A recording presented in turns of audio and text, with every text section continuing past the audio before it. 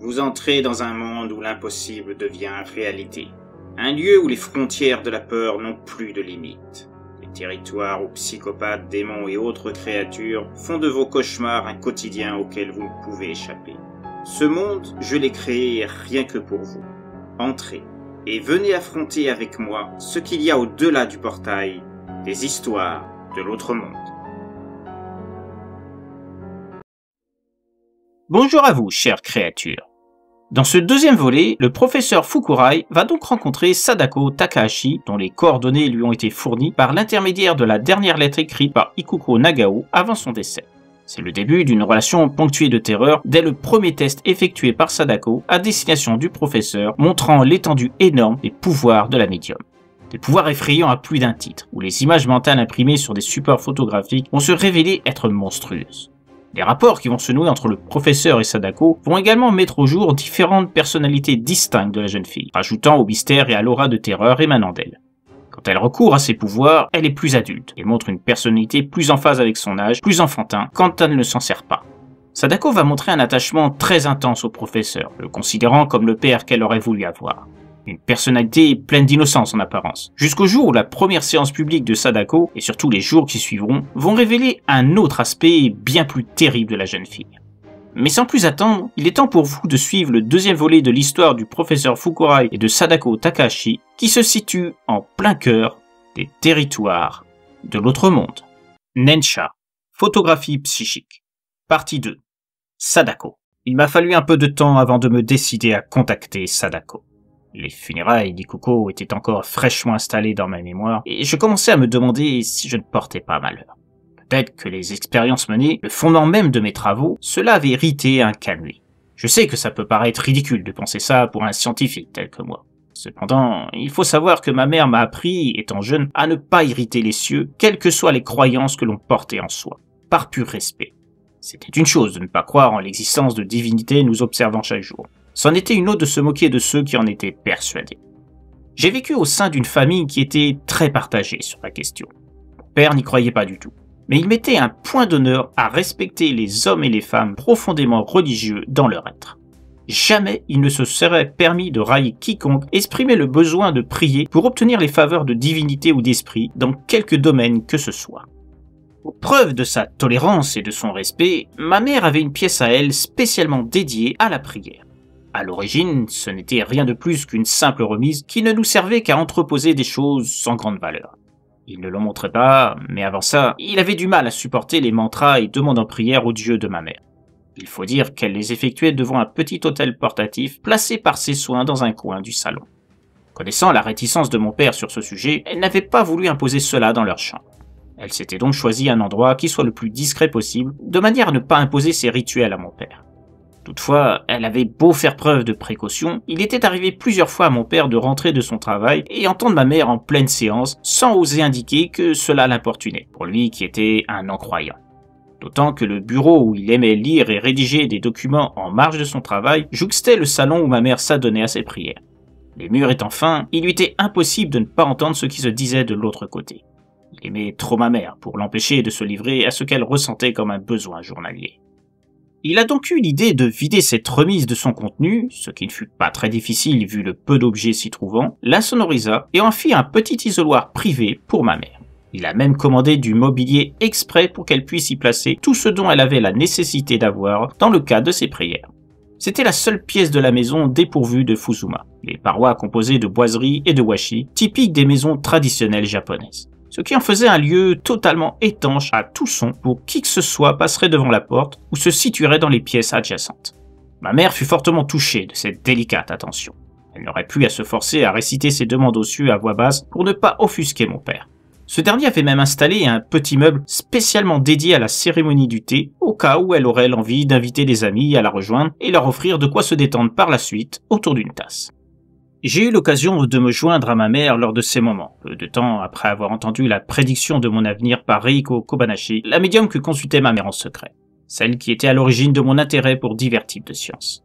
Pour moi, assister à ces séances privées de ma mère, cela faisait partie de mon envie de comprendre ce que je percevais comme un élément ayant amené l'homme à vouloir dissocier la science du mystique. C'est aussi dans cette pièce que j'ai eu l'occasion de découvrir que les esprits et le monde où ils vivaient n'appartenaient pas complètement à l'imagination, mais pouvaient se révéler être tangibles. Ma mère ne faisait pas appel uniquement au Camus. Elle a des esprits dédiés à certaines demandes bien spécifiques. Que ce soit à la protection de la maison, la réussite de mon père pour des contrats importants, un examen que je devais passer, c'était une sorte de continuité à ses visites auprès de sa médium attitrée. Je ne saurais dire si les expériences vécues dans cette pièce ont été déterminantes pour ma destinée de scientifique et mon désir de prouver l'existence du surnaturel, mais il est certain qu'elles y ont joué un rôle. Peut-être étaient-ce les vapeurs de l'encens, celles des bougies, ou simplement l'envie de croire, au même titre que ma mère. Mais plusieurs fois, j'ai eu la sensation de voir des visages semblant sortir des cloisons, se mêlant aux fumées envahissant la pièce. Parfois, j'ai aussi eu la sensation d'une main se posant sur mon épaule, d'un souffle sur la base de mon cou, ou bien encore des voix me chuchotant des phrases incompréhensibles à l'oreille, car usant d'un japonais très ancien que je ne comprenais pas, à moins qu'il s'agissait d'une autre langue. J'étais très jeune à l'époque, et je ne me souviens pas de tous les détails. Je me rappelle pourtant certaines fois où ma mère m'a fait participer à ces séances dans le but de soigner des maux bénins, comme un rhume ou un mal de tête. D'autres fois, c'était dans l'objectif de me redonner confiance à la veille d'une soirée au début de mon adolescence. Avant que je participe à ces moments avec elle au sein de ce petit sanctuaire, ses demandes aux esprits n'étaient pas très efficaces, car elle était seule et devait opérer dans des conditions pas vraiment appropriées, telles que je vous l'ai expliqué auparavant. Tout a changé le jour où elle a pu bénéficier de ce lieu privé. Surtout que je faisais toujours preuve de curiosité et de confiance en elle pour l'accompagner dans ses prières. Ces attouchements de la part de ces esprits, bien qu'ils se limitaient à des silhouettes engoncées dans les murs la plupart du temps, disparaissant quand je me retournais, et ce, dès lors que je ressentais ne serait-ce qu'un frôlement, provoquaient des effets que je ne pouvais pas nier. Quelle que soit la maladie dont j'étais atteint, quelques heures après avoir participé avec ma mère à l'une de ces séances, j'étais guéri. C'est quelque chose qui a beaucoup participé au fait que, bien que mes croyances dans les dieux priés par ma mère, dont je n'ai jamais perçu la présence, se sont estompées en grandissant, celles concernant les esprits sont restées intactes. Au contraire des Kamui, les esprits m'ont donné des preuves palpables de leur existence, par leur apparition ou leur toucher. Depuis ma rencontre avec Sadako, je suis encore plus certain de la réalité de leur monde. Bien plus encore que je ne l'étais lors de mon enfance, du fait de ces séances de prière avec ma mère. Le premier jour où j'ai rencontré Sadako, je savais qu'elle avait en elle quelque chose de particulier. Quelque chose que Shizuko et Ikuko ne possédaient pas. Un lien. Un lien avec le monde des esprits. Je l'ai ressenti alors que je discutais avec elle, en ce jour du 5 septembre 1911, après que je l'ai contactée, suivant cela les indications fournies sur la lettre posthume d'Ikuko. J'ai d'abord été surpris par sa maturité, malgré sa jeunesse. Elle n'avait que 17 ans et raisonnait pourtant parfois comme une adulte. En plus de ça, elle semblait anticiper la moindre de mes questions, comme si quelqu'un lui soufflait mes pensées dans l'oreille. Monsieur Fukurai, je sais que vous n'êtes pas là simplement pour juger de mes capacités. Il me sera très aisé de vous prouver leur réalité. Vous voulez me demander de prendre la suite de Shizuku et de Ikoko dans votre quête de reconnaissance du surnaturel au grand public, n'est-ce pas? Oui, en effet. Mais comment? Elle ne me laissa pas finir ma phrase, fermant les yeux en esquissant un léger sourire. Je suis une médium, monsieur Fukurai. Ne l'oubliez pas. Mes prédécesseurs étaient très doués, je ne le nie pas, et Ikoko était une amie sincère. Une des rares qui comprenait ce que j'ai enduré par le passé. Je ne la remercierai jamais assez pour ça. Mais ni elle, ni Shizuko ne pouvaient prétendre avoir en elle la même puissance. Vous affirmez donc être en possession d'un pouvoir plus grand qu'elle? C'est un peu présomptueux, et je suis prêt à vous croire. Mais pouvez-vous seulement... Elle m'interrompit à nouveau en rouvrant les yeux et en dirigeant la paume de sa main droite dans ma direction. Vous voulez une preuve? Aucun souci. J'ai de quoi satisfaire votre curiosité et votre méfiance. Là-dessus, elle se leva et se dirigea vers un petit Oshire, l'ouvrit et en sortit des tirages photos a priori classiques, tels que je le constaterai par la suite, et montrant des paysages divers, d'autres n'ayant pas encore servi, ainsi que 2 plaques photographiques vierges. Elle posa le tout sur la table. Il y avait 3 photos en plus des plaques. Elle sépara chacun des éléments d'une distance de quelques centimètres après me les avoir fait examiner au préalable. Ceci afin que je m'assure qu'elles ne comportaient aucun trucage. Pour éteindre toute suspicion de ma part, elle se leva à nouveau, puis ouvrit la fenêtre située derrière moi, dans le but de laisser entrer la lumière du soleil. Elle éteignit ensuite les lampes de la pièce, devenues inutiles, avant de s'adresser à moi. De cette manière, vous n'aurez aucun doute possible sur mes pouvoirs. Aucune lampe permettant de traverser le papier, pas d'enveloppe, pas de produit sur les supports comme vous avez pu le constater.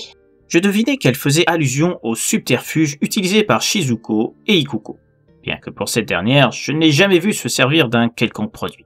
Il est vrai que je n'ai jamais tenté de fouiller sa tenue lors des séances publiques. Je lui fournissais les plaques photographiques et les photographies devant servir pour les expériences quelques minutes avant ses entrées en scène dans sa loge. Je suivais en ça ses instructions afin qu'elle puisse imprégner les photos et plaques de son essence. Une étape nécessaire pour lui permettre d'assurer le succès de l'expérience selon ses instructions.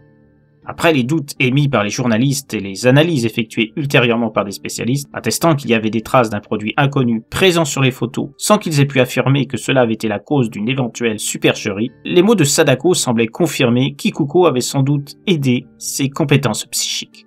Et ce, à mon insu. Il était tout à fait possible que, lors de notre rencontre, pendant laquelle elle avait effectué une première démonstration de ses capacités, les plaques servant au test avaient été préparées. Ne les ayant pas étudiées en détail, faisant confiance à Ikuko, j'avais très bien pu être trompé. Tandis que là, j'examinais en long et en large chaque photographie et plaque que Sadako s'apprêtait à utiliser, et rien ne montrait un quelconque subterfuge habilement dissimulé pour tromper ma vigilance. La jeune fille se mit alors en transe. Ses yeux semblaient se blanchir, comme si les iris de ceux-ci s'étaient retournés de l'autre côté de l'œil. C'était stupéfiant et terriblement effrayant. Je ne saurais le jurer, mais j'ai eu l'impression qu'une partie de sa longue chevelure noire se soulevait jusqu'à arriver à hauteur de la taille. L'une après l'autre, les plaques, puis les photos, firent apparaître des motifs remplissant tout le support. Rien à voir avec ce qu'Ikuko s'était montré capable d'incruster. Les visages apparaissant sur une plaque semblaient sortir tout droit d'un cauchemar. Il y en avait 3 semblant se mêler l'un sur l'autre. Ils donnaient l'impression de grimacer et se tordre de douleur. On aurait dit qu'ils tentaient de sortir de leur prison. Sur une autre, on voyait une sorte de gouffre rempli de lave bouillonnante où étaient immergés des corps en décomposition. Sur une photographie se trouvait auparavant l'image d'un cerisier en fleurs. Celui-ci, sous mes yeux, se vida, et les fleurs se retrouvèrent au bas de l'arbre. J'ai eu presque la vision de les voir tomber l'espace de quelques secondes. Sur une autre photographie, on voyait une maison passer de l'état de demeure resplendissante à l'état de gravat. Sur la dernière, c'était un chien qui se transforma en créature cauchemardesque.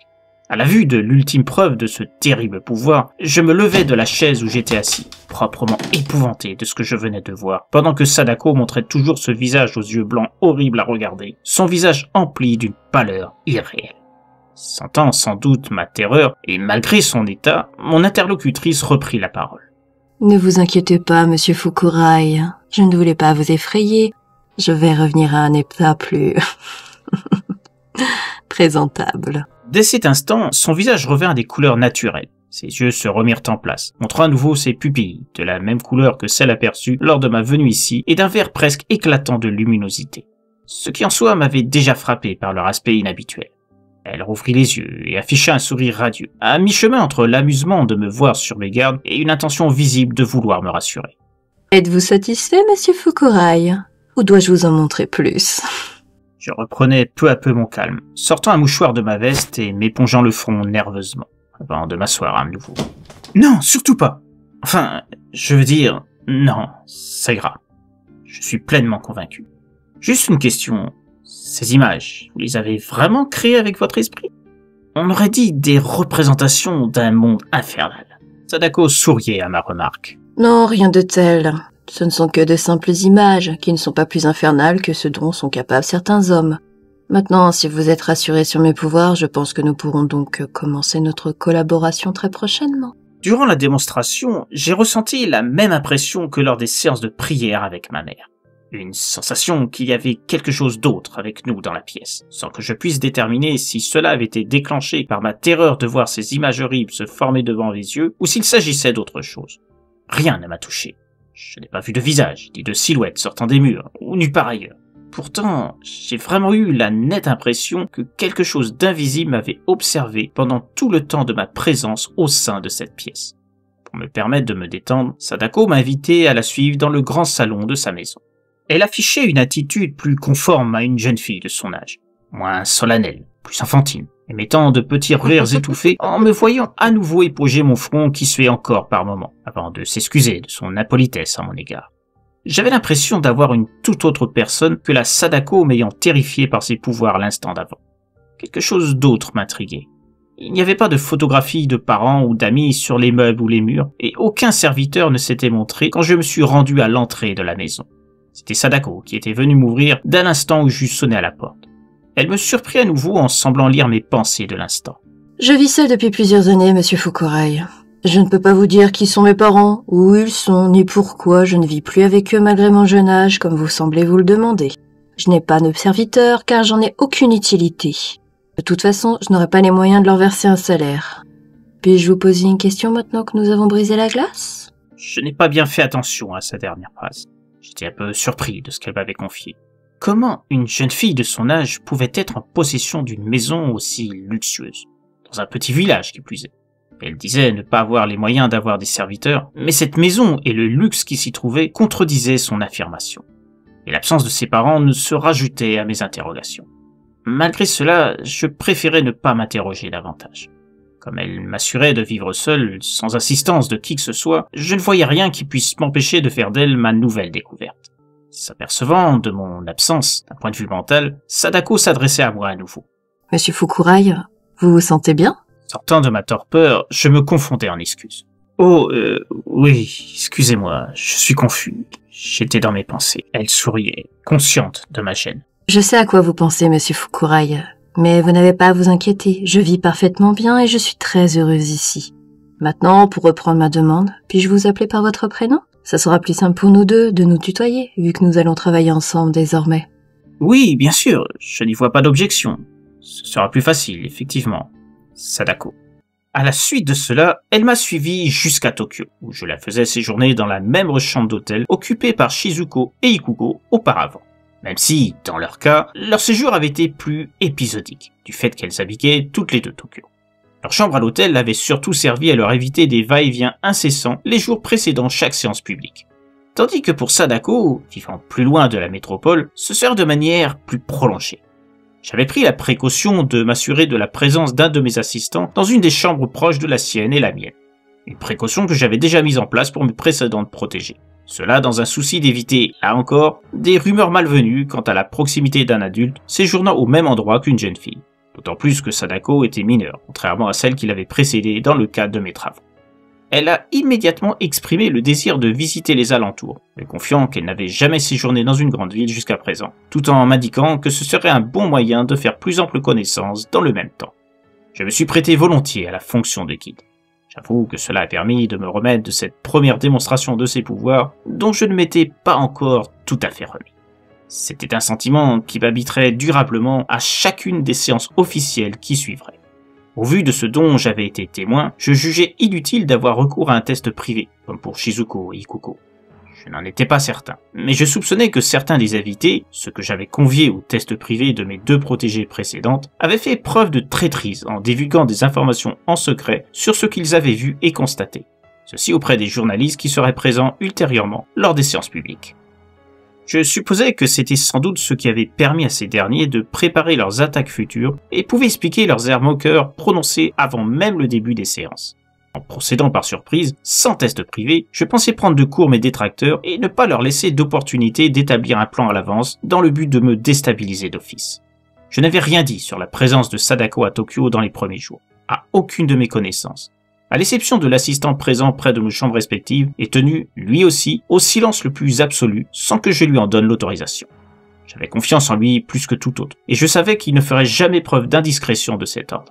Les autres membres de mon équipe n'ont été au courant de son existence que 2 semaines avant la date fournie pour une nouvelle séance publique en présence de ma nouvelle découverte.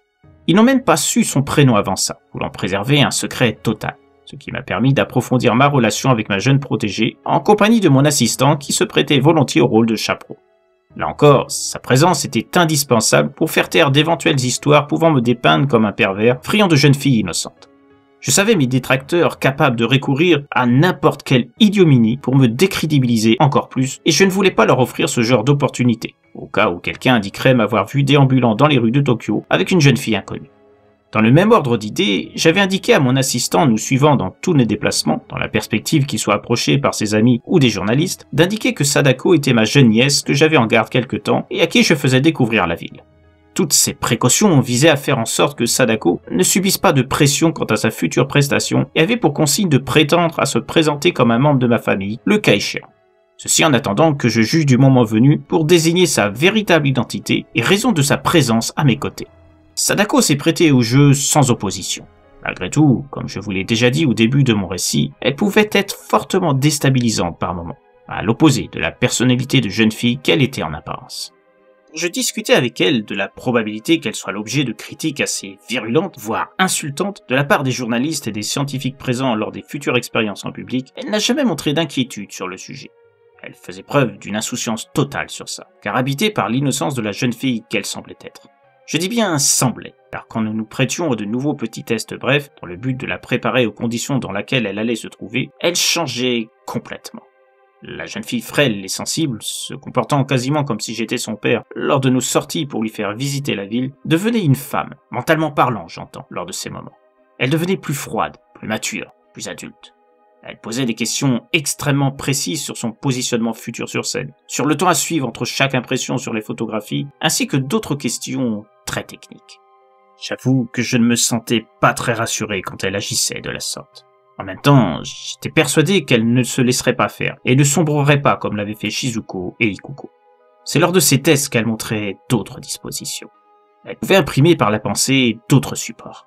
Pas seulement tout ce qui avait trait au support photographique, mais également des cartes à jouer, des lithographies, des journaux, ou de simples feuilles de papier Genko-yushi.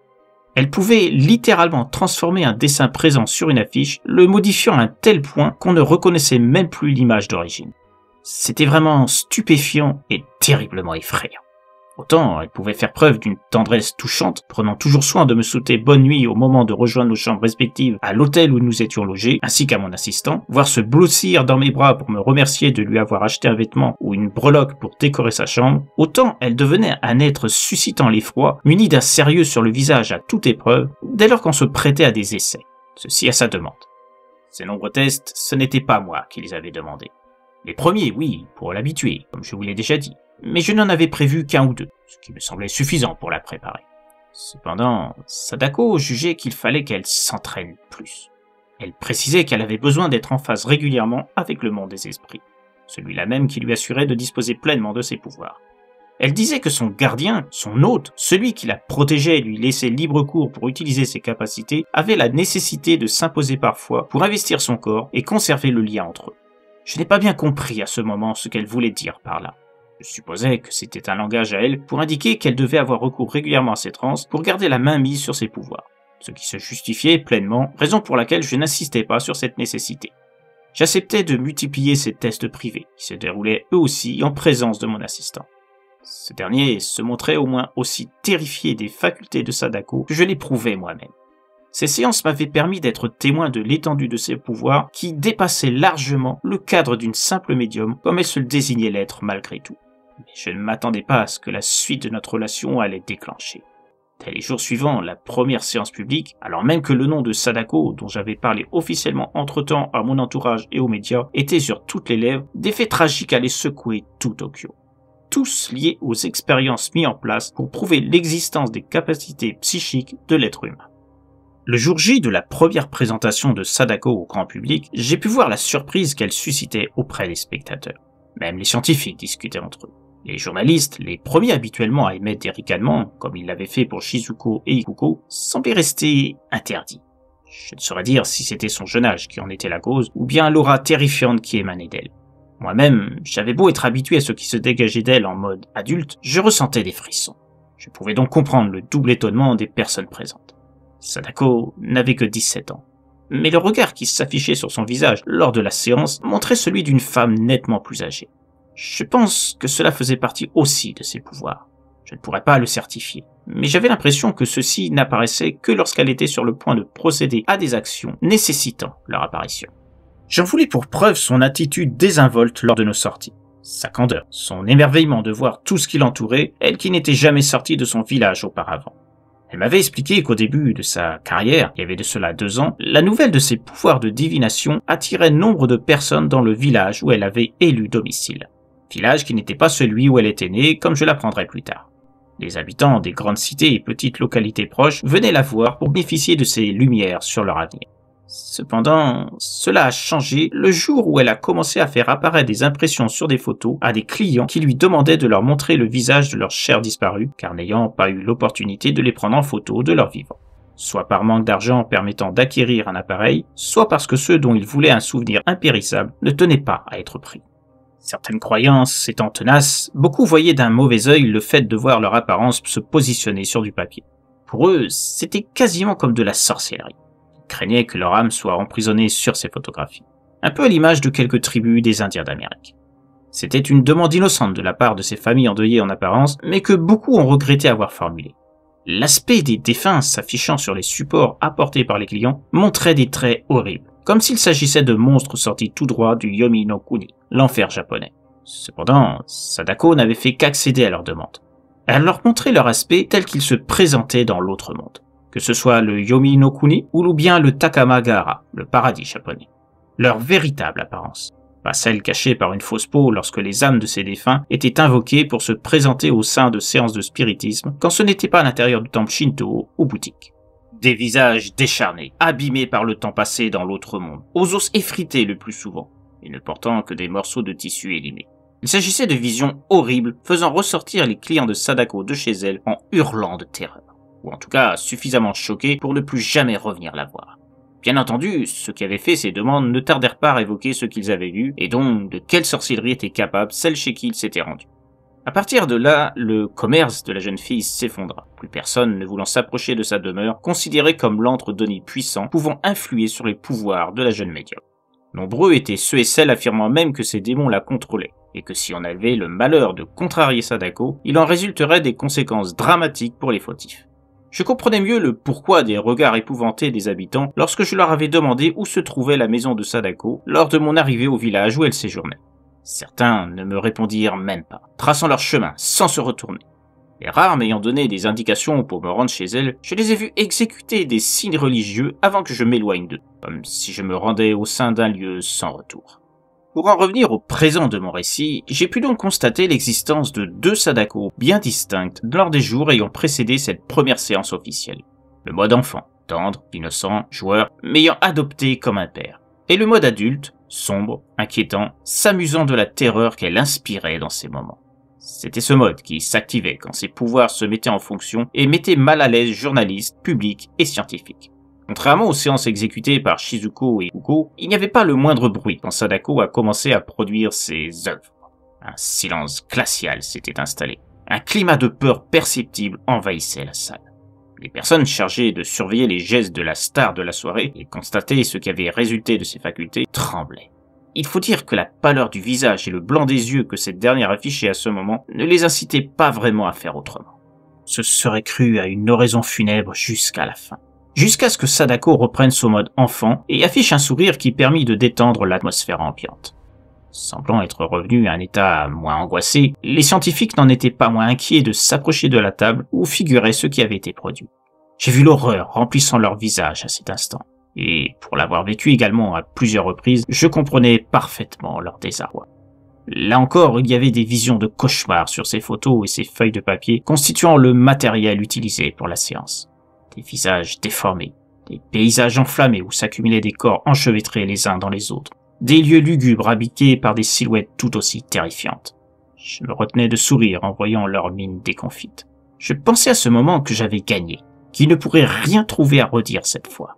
Effectivement, sur l'instant, personne n'a osé émettre la moindre réticence ou critique sur ce dont ils avaient été témoins. L'effet de choc ressenti leur avait ôté toute envie de dire quoi que ce soit. Par la suite, lors des autres séances, ils ont été plus loquaces. Leurs attaques ont débuté le lendemain de cette première démonstration publique, à distance, par l'intermédiaire d'articles de journaux ou de déclarations officielles lors de conférences de presse. Conférences dans lesquelles ils expliquaient avoir été victimes d'un grand tour de passe-passe savamment orchestré, conçu pour leur faire perdre leurs moyens, sans qu'ils sachent comment moi et ma protégée avions procédé. Ceci dans l'objectif de masquer l'escamotage des supports pour les remplacer par des ignominies monstrueuses. Je n'avais jamais vu autant de mauvaise foi de la part de soi-disant professionnels de la science et de l'information. Certains affirmaient que j'avais dû utiliser un gaz ou un procédé du même genre pour provoquer des hallucinations, ou en tout cas capable de perturber leur sens. Ce qui les avait empêchés de disposer de toutes leurs capacités pour s'apercevoir du stratagème employé dans la création des horribles images montrées à l'issue de ce qu'ils qualifièrent de nouvelles farces, même s'ils m'accordaient d'avoir été plus imaginatif qu'à l'accoutumée. C'était aberrant. Je craignais que Sadako ne tombe, elle aussi, dans une forme de mutisme, en apprenant ce qu'on disait d'elle, en la désignant comme une actrice douée pour le spectacle, mais restant malgré tout une impostrice. les plus virulents employant les mots de sauvageonne dressé pour terroriser ou de pantin ayant bien appris les leçons de son maître, ce qui me visait ouvertement. Pourtant, Sadako n'a pas montré un seul instant les signes d'une déception ou de la tristesse en ayant connaissance des horreurs dites par ces menteurs éhontés. Ça n'a pas d'importance. Ils n'ont qu'une idée de ce qu'est le vrai pouvoir qui m'habite. C'est leur ignorance qui les fait réagir ainsi. L'homme a peur de ce qu'il ne comprend pas, ce n'est pas nouveau. Je me moque de ce qu'ils pensent de moi. En revanche, je ne pourrais pas leur pardonner qu'ils t'aient inclus dans leur chasse à la désinformation. Elle était en mode enfant quand elle a dit ça, ou peut-être était-ce un état intermédiaire. J'avoue que je ne savais plus trop quoi penser d'elle. Cela étant, elle s'est contentée de sourire tout en me demandant ce qu'on allait bien pouvoir faire comme sortie. Elle voulait que je m'amuse et que je ne pense plus à ce qui s'était déroulé. J'avais en effet besoin de me détendre après un tel coup dur et j'ai accédé à sa requête, après avoir pris soin de demander à mon assistant de nous accompagner comme à chaque fois. Nous sommes tous rentrés assez tard à l'hôtel et j'étais épuisé. Il devait être environ 23 heures. Je me suis presque effondré sur mon lit avant de m'endormir. Le lendemain, alors que je descendais à l'accueil pour commander le petit déjeuner, pendant que je laissais Sadako dormir dans sa chambre, je prenais connaissance des informations matinales en présence de Kozuke, mon assistant chaperon, qui, lui, s'était dirigé vers le fumoir de l'hôtel, comme il en avait pris l'habitude chaque matin. Je m'attendais à lire de nouveaux articles incendiaires sur la séance d'il y avait 2 jours. Mais c'est une autre nouvelle qui attira mon regard. La nuit précédente, le corps de 2 journalistes avait été tué chez eux. Selon l'auteur de l'article, ils étaient dans un état à peine descriptif. Leur corps avait été déchiqueté, leurs visages ravagés, leurs entrailles sorties de leur corps.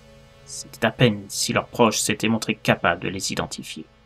Les pièces où leur corps avait été découvert par un membre de leur famille baignaient dans le sang. La même nuit, un scientifique, officiant comme professeur dans la même université que moi, avait été retrouvé dans un état similaire dans la chambre qu'il occupait occasionnellement dans l'établissement. Par habitude, il travaillait tard. Quand il se sentait trop fatigué pour rentrer au sein de sa demeure, cette pièce spécialement aménagée pour lui à sa demande lui permettait de s'éviter un trajet risqué. Les nuits n'étaient pas sûres dans certaines alvéoles de Tokyo, et pour rentrer à son domicile, il était obligé de traverser certaines d'entre elles. Si la thèse du cambriolage évoquée par les policiers chargés de l'enquête pouvait éventuellement tenir la route pour les journalistes, ça n'était pas le cas pour le scientifique. L'université était gardée par 2 veilleurs de nuit qui avaient montré à maintes reprises leur efficacité.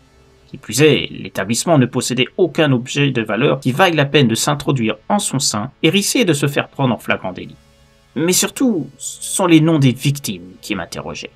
Les 3 hommes faisaient partie de ceux ayant été les plus abjects envers moi et Sadako. Cela à travers des déclarations virulentes concernant l'expérience publique s'étant déroulée 2 jours plus tôt. Ils ne furent pas les derniers, comme j'allais le constater dans les jours à venir. 4 jours après, un autre scientifique a succombé à l'attaque d'un agresseur inconnu. Le jour suivant, ce fut le tour d'un journaliste, puis un autre le surlendemain. Au total, en l'espace d'1 semaine, 8 personnes furent assassinées. Toutes étaient présentes lors de la séance publique de Sadako. Toutes avaient émis des critiques violentes sur sa prestation dès le lendemain, par voie de presse interposée pour la plupart. Ça ne pouvait pas être une coïncidence. J'ai repensé aux yeux terrifiés des habitants du village, leur panique quand j'avais évoqué mon désir de me rendre chez ma future protégée. Je me suis souvenu aussi de ce que j'avais ressenti la première fois où cette dernière m'avait fait la démonstration de ses pouvoirs, puis lors des autres tests en privé. Je savais que les pouvoirs de Sadako étaient terrifiants, bien plus que ce que tout le monde pouvait imaginer. Il y avait aussi ces paroles qu'elle m'avait confiées sur cette partie d'elle qu'il habitait, sur son lien avec le monde des esprits. Ça me faisait revenir en mémoire également ma propre expérience, lors de mon enfance, au cœur de cette pièce où j'accompagnais ma mère pour ses prières. Là où j'ai ressenti et vu ces esprits, là où j'ai été convaincu de leur existence. Si Sadako avait ce lien avec le monde des esprits, si ce n'était pas une métaphore ou une expression comme je l'ai supposé dans un premier temps, de quelle ampleur pouvait-il être ? Était-elle capable de commander à l'un d'entre eux, voire à plusieurs, en leur demandant de procéder à des actes inhumains sur des personnes ayant commis des choses qu'elle n'acceptait pas? Elle m'avait elle-même indiqué qu'elle se moquait de ce qu'on disait elle. Toutefois, elle s'était tellement attachée à moi. Il y avait cette phrase prononcée lors de la découverte des attaques me visant, celle où elle indiquait qu'elle ne pourrait pas pardonner ceux m'ayant humilié par leurs paroles. La vague de meurtre s'est arrêtée soudainement, au moment où Sadako et moi sommes retournés dans son village, à sa demande. Elle m'avait un peu forcé la main pour effectuer ce voyage, à dire la vérité. Ceci pour que je mette de côté les critiques et les meurtres. Elle avait remarqué que cela m'avait fortement affecté. Cela lui avait fait de la peine. Elle m'avait précisé que ce séjour loin de Tokyo permettrait d'établir la prochaine séance publique et nous mettrait loin des rumeurs m'ayant obligé à la présence de Kozuke auprès d'eux, au sein de l'hôtel leur servant de refuge. Elle semblait très attachée à mon confort mental. Et plus que tout, elle voulait que mon honneur soit réhabilité, maintenant qu'un grand nombre de menteurs ne seraient plus là pour s'opposer à moi. Ceci dans le but de discréditer mon travail et ses pouvoirs. C'est durant ce séjour que j'ai eu l'idée de poser les bases de mon futur livre, Clairvoyance et Tuctographie. L'autre nom que je donnais à cette faculté possédée par Ikuko et Sadako, consistant à créer mentalement des impressions sur des supports photographiques. Bien que pour celles qui me considéraient comme un père, ce pouvoir était capable de s'exécuter sur d'autres supports. Cependant, à l'époque, je préférais me concentrer sur la partie photographique sans trop exposer les autres facultés de Sadako. D'ailleurs, pour les autres séances publiques qui viendraient par la suite, je demanderais à cette dernière de se limiter au seul support photographique en évitant les autres. Je pensais que ça limiterait les attaques des sceptiques d'une manière ou d'une autre.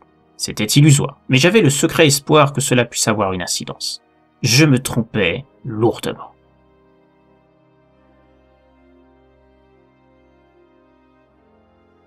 Quel est le secret teinté de mort qui tourne autour de Sadako?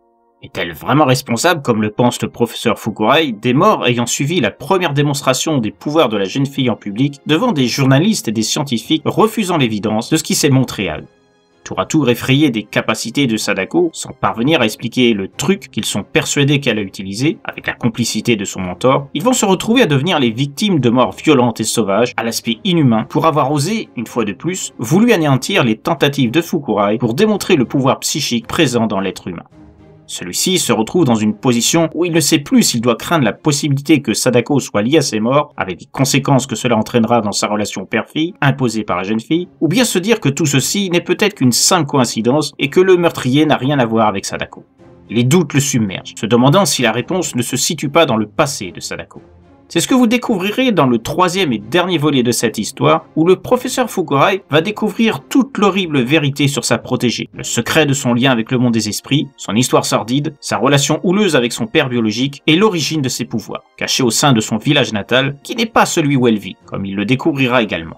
Toute l'histoire de Sadako est empreinte de nombreuses morts et mystères, et apprendre la vérité, pour le professeur, va être terrible à plus d'un titre, car le positionnant en tant que complice involontaire des meurtres s'accumulant au fur et à mesure des critiques exprimées par les journalistes et les scientifiques, s'acharnant sur le professeur et Sadako, à coups de déclarations et d'articles pleins de haine et de refus de croire. Je vous donne donc rendez-vous pour le dernier volet de Nensha, où vous apprendrez tous les secrets se cachant derrière Sadako et se cachant au cœur des territoires de l'autre monde.